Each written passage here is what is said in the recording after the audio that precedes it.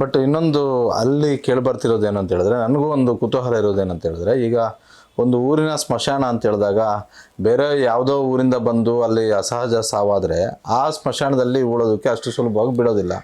ಆ ರೀತಿಯೂ ಕೂಡ ಆಗಿರ್ಬೋದೇನೋ ಅಂತ. ನೋಡಿ, ನಾನು ನಿಮ್ಗೊಂದು ಮೊದಲನೇದು,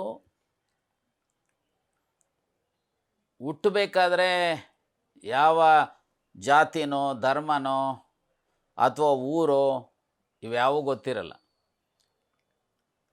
ಬೆಂಗಳೂರಿನ ಜನ ಎಲ್ಲೋ ಪ್ರವಾಸ ಹೋಗಿರ್ತಾರೆ, ಅಲ್ಲಿ ಡೆಲಿವರಿ ಆಗುತ್ತೆ. ಇನ್ನೆಲ್ಲೋ ತುಮಕೂರಿನವರೋ ಚಿತ್ರದುರ್ಗದವರೋ ಬಳ್ಳಾರಿಯವರೋ ಇನ್ನೆಲ್ಲೋ ಹೋಗಿರ್ತಾರೆ, ಅಲ್ಲಿ ಡೆಲಿವರಿ ಆಗುತ್ತೆ. ಹಾಗೆ ಎಲ್ಲೋ ಪ್ರವಾಸ ಹೋಗಿರ್ತಾರೆ, ಅಲ್ಲಿ ಸಾವು ಆಗುತ್ತೆ. ಹುಟ್ಟುತ್ತಾನೂ ಸಹ ಯಾರೋ ಆ ಜಾತಿ ಈ ಜಾತಿ ಅಂತ ಹೇಳ್ಕೊಂಡು ಹುಟ್ಟೋರಲ್ಲ. ಸಾಯಬೇಕಾದ್ರೂ ಆ ಜಾತಿ ಈ ಊರು ಆ ಊರು ಆ ಜಾತಿ ಅಂತ ಆಗೋಳಲ್ಲ. ಒಂದು ವೇಳೆ ಕೆಲವು ಕಡೆ ಜಾತಿಗಳ ಮೇಲೆ ಧರ್ಮಗಳ ಮೇಲೆ ಸ್ಮಶಾನಗಳು ಬೇರೆ ಬೇರೆ ಇರತಕ್ಕಂಥ, ನಾವು ಇಲ್ಲೇ ಹೋಗಿ ಹರಿಶ್ಚಂದ್ರ ಘಾಟಲ್ಲಿ ನೋಡಿದ್ರೆ, ಸೊ ಇದು ಒಂದು ಜನರಲ್ಲು, ಒಂದು ವೀರಶೈವರಿಗೆ, ಇನ್ನೊಂದು ಮುಸಲ್ಮಾನರಿಗೆ ಅನ್ನೋಂಥದ್ದನ್ನು ಸ್ಮಶಾನಗಳಲ್ಲಿ. ಬಟ್ ಆಲ್ ಆರ್ ಈಕ್ವಲ್ ಅನ್ನೋವಂಥ ಪ್ರಶ್ನೆ ಬಂದಾಗ ಸ್ಮಶಾನಗಳು ಈ ರೀತಿ ಮಾಡುವಂಥ, ನಾನು ವಿಧಾನ ಪರಿಷತ್ನಲ್ಲಿ ಈ ಮಾತನ್ನು ಹೇಳಿದ್ದೇನೆ ವಿರೋಧ ಪಕ್ಷದ ನಾಯಕನಿದ್ದಾಗಲೂ. Anyway that is different. ಆದರೆ ಹೊರಗಡೆಯವರು ಇಲ್ಲಿ ಸಾವಪ್ಪಿದ್ದಾರೆ, ಅವರನ್ನು ನಮ್ಮೂರಿನ ಸ್ಮಶಾನದಲ್ಲಿ ಹಾಕೋದಿಲ್ಲ ಅಂತ ಹೇಳಿದ್ದಿದ್ದರೆ ಬಹುಶಃ ಅದರ ಅಥಾರಿಟೀಸ್ ಇದ್ದರು.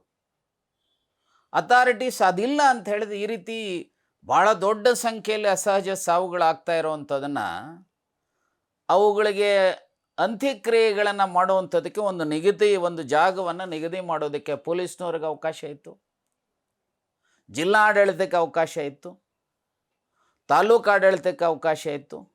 ಮತ್ತು ಅದೊಂದು ದೊಡ್ಡ ಆರ್ಗನೈಸೇಷನ್, ದೊಡ್ಡ ಸಂಸ್ಥೆ, ಅವರು ಸಹ ಧರ್ಮಸ್ಥಳದ ಯಾರು ವಾರಸುದಾರರಿದ್ದಾರೆ ಅಥವಾ ಅದರ ಅಥಾರಿಟೀಸ್ ಇದ್ದಾರೆ, ಅವರು ಸಹ ಮಾಡ್ಬೋದಾಗಿತ್ತು.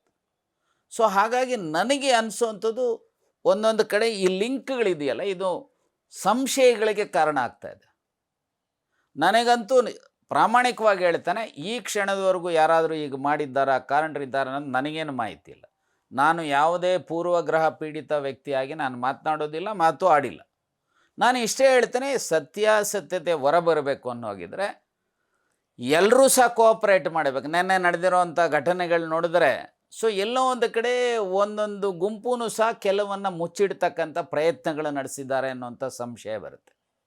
ಏನೂ ನಡೆದಿಲ್ಲ ಅಂತಂದರೆ ಯಾಕೆ ಕಿತ್ತಾಟ ಹಾಕಬೇಕು?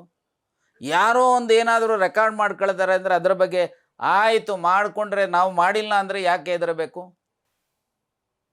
ಅಥವಾ ಇವರು ಯಾರು ರೆಕಾರ್ಡ್ ಮಾಡ್ಕೊಳ್ಳೋಕೆ ಹೋಗುವಂಥವ್ರು ಸಹ ಲೀಡಿಂಗ್ ಕ್ವಶನ್ಸನ್ನು ಕೇಳೋದ್ರ ಬದಲು ಸತ್ಯಾಸತ್ಯತೆಯನ್ನು ರೆಕಾರ್ಡ್ ಕೇಳಿಪ್ಪ ಏನು ನಡೀತು ಅಂತ ಕೇಳೋದು ಬೇರೆ. ಹಾಗಾಗಿ ನಾನು ಇಷ್ಟೇ ಹೇಳ್ತೇನೆ, ಬಹುಶಃ ಯಾವುದೇ ಘಟನೆಗಳ ಸತ್ಯವನ್ನು ಹೊರತೆಗಿಬೇಕಾದ್ರೆ ತಾಳ್ಮೆ, ಪ್ರಬುದ್ಧತೆ ಮತ್ತು ಸೈಂಟಿಫಿಕ್ ಟೆಂಪರಮೆಂಟ್ ಆಧಾರದ ಮೇಲೆ ಇನ್ವೆಸ್ಟಿಗೇಷನ್ ನಡೆದಂಥ ಸಂದರ್ಭದಲ್ಲಿ ಸತ್ಯ ಹೊರಬರಲಿಕ್ಕೆ ಸಾಧ್ಯತೆ ಇದೆ ಅಂತೇಳಿ ನಾನು ಭಾವಿಸಿದೆ.